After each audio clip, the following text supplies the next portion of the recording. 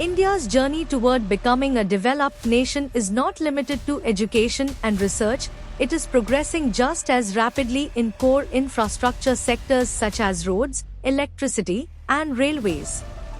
Odisha has been granted railway projects worth over 1,700 crore rupees.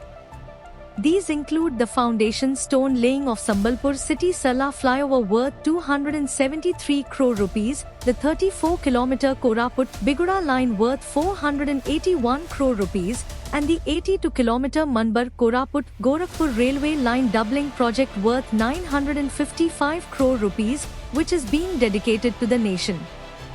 In addition, the Brahmapur Udhna, Surat, Amrit Bharat Express will also be launched.